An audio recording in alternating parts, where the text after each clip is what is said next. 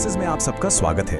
आज हम English grammar के एक ऐसे टॉपिक को समझेंगे जिसमें सच कहूं तो अक्सर थोड़ी बहुत उलझन हो ही जाती है, डायरेक्ट एंड इनडायरेक्ट स्पीच। पर चिंता मत कीजिए, चलिए आज इसे एकदम आसान बनाते हैं। स्क्रीन पर देखिए, she said I love books और she said she loved books. अब इन दोनों में असली फर्क क्या है? सुनने में तो लगभग एक जैसे ही लगते हैं, है ना? बस आज हम इसी छोटी सी पहेली को सुलझाने वाले हैं। तो चलिए शुरू करते हैं हमारे पहले सेक्शन से, direct versus indirect speech. Direct speech आखिर है क्या? बहुत सिंपल है। जब हम किसी की कही हुई बात को बिल्कुल उन्हीं के शब्दों में, मतलब word for word quotation marks के अंदर रखते हैं, तो वो है डायरेक्ट स्पीच। और दूसरी तरफ इनडायरेक्ट स्पीच में हम उसी बात को अपने शब्दों में बताते हैं, रिपोर्ट करते हैं और इसमें कोई कोटेशन मार्क्स नहीं होते। तो सबसे बड़ा हिंट क्या है? कोटेशन मार्क्स का होना या ना होना। डायरेक्ट से इनडायरेक्ट में जाने के लिए बस इन 5 मेन रूल्स पर अपनी पकड़ बनानी है। तो तैयार हैं? चलिए एक एक करके इन्हें समझते हैं। तो ये रहे वो 5 रूल्स। पहला, कोटेशन मार्क्स हटाइए। दूसरा, रिपोर्टिंग वर्ब को बदलिए।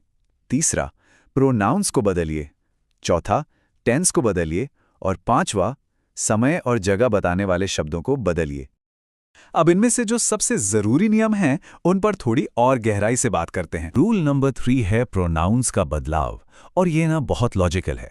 सोचिए, जब हम किसी और की बात बता रहे हैं तो नजरिया तो बदल ही जाता है। इसीलिए आई बन जाता है ही या शी, वी बन जाता है दे, और माय बन जाता है हिज या हर। ये सब इस बात पर निर्भर करता है कि बात कौन कह रहा है और किससे। अब आता है रूल नंबर 4, टेंस का बदलाव। इसे ऐसे सोचिए कि हम समय में एक कदम पीछे जा रहे हैं। तो सिंपल प्रेजेंट बन जाता है सिंपल पास्ट, प्रेजेंट कंटिन्यूअस बन जाता है पास्ट कंटिन्यूअस, विल का हो जाता है वुड और कैन का कुड। लेकिन सबसे जरूरी बात, टेंस में यह बदलाव सिर्फ और सिर्फ तभी होता है जब रिपोर्टिंग वर्ब जैसे कि सेड पास्ट टेंस में हो। और यह है हमारा रूल नंबर 5, समय और जगह बताने वाले शब्दों में बदलाव। जैसे नजरिया बदलता है, वैसे ही यहां और अभी जैसे शब्द भी तो बदलेंगे। तो नाउ बन जाता है देन, टुडे बन जाता है दैट डे, टुमारो बन जाता है द नेक्स्ट डे, और हियर बन जाता है देयर। ओके, थियरी बहुत हो गई, अब एक्शन का टाइम है। यह है हमारा वर्कशॉप सेशन, जहां हम इन रूल्स को असली सेंटेंस पर लगाकर देखेंगे। तो हमारा पहला उदाहरण है, she said to me I will help you tomorrow.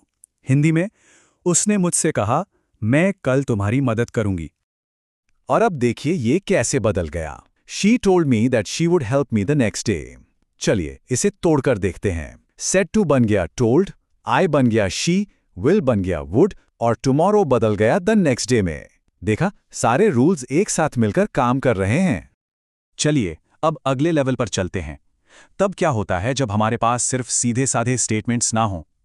अब हम सीखेंगे कि सवालों और कमांड्स को कैसे हैंडल करना है। सवालों के लिए रूल्स में एक छोटा सा ट्विस्ट है। सेड टू की जगह अब आस्क्ड इस्तेमाल होगा। अगर सवाल का जवाब हां या ना में है तो इफ या वेदर लगाते हैं, और अगर सवाल व्हाट, वेयर जैसे शब्दों से शुरू हो रहा है तो वही शब्द कनेक्टर बन जाता है। पर सबसे जरूरी बदलाव यह है कि हम सवाल को एक स्टेटमेंट के रूप में बदल देते हैं। यहां एक उदाहरण देखिए, डायरेक्ट क्वेश्चन है, he said to me where are you going. उसने मुझसे कहा तुम कहां जा रहे हो। और इसका इनडायरेक्ट फॉर्म है, he asked me where I was going.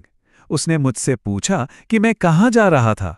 ध्यान दीजिए, अब यह सवाल के फॉर्मेट में नहीं है और इसका टेंस भी बदल चुका है। अच्छा, अब बात करते हैं कमांड्स और रिक्वेस्ट्स की। यहां सेड टू वाक्य के टोन या भाव के हिसाब से ऑर्डर्ड, एडवाइज्ड या रिक्वेस्टेड जैसे शब्दों में बदल जाता है। पॉजिटिव कमांड के लिए टू प्लस वर्ब का स्ट्रक्चर यूज होता है, और नेगेटिव के लिए नॉट टू प्लस वर्ब। और हां, प्लीज जैसे शब्दों को हटा दिया जाता है। जैसे कि ये sentence, the teacher said to the students work hard. शिक्षक ने विद्यार्थियों से कहा कठिन परिश्रम करो। और इसका इनडायरेक्ट फॉर्म है, the teacher advise the students to work hard. शिक्षक ने विद्यार्थियों को कठिन परिश्रम करने की सलाह दी। यहां सेड टू बदलकर एडवाइज्ड हो गया और टू वर्क का इस्तेमाल हुआ। सिंपल। लीजिए, हम अपने आखिरी सेक्शन पर आ गए हैं। यहाँ हम कुछ ऐसे खास मामले देखेंगे जहाँ रूल्स थोड़े अलग तरीके से काम करते हैं और फिर पूरे टॉपिक को फटाफट समराइज करेंगे। तो एक बहुत ही ज़रूरी बात, टेंस हमेशा नहीं बदलता। जब कोई यूनिवर्सल ट्रुथ हो, यानी एक ऐसी सच्चाई जो कभी नहीं बदलती, जैसे the earth revolves around the sun, तो टेंस नहीं बदलता। इसी तरह किसी की आदत या किसी ऐतिहासिक तथ्य यानी हिस्टोरिकल फैक्ट के लिए भी टेंस वही का वही रहता है।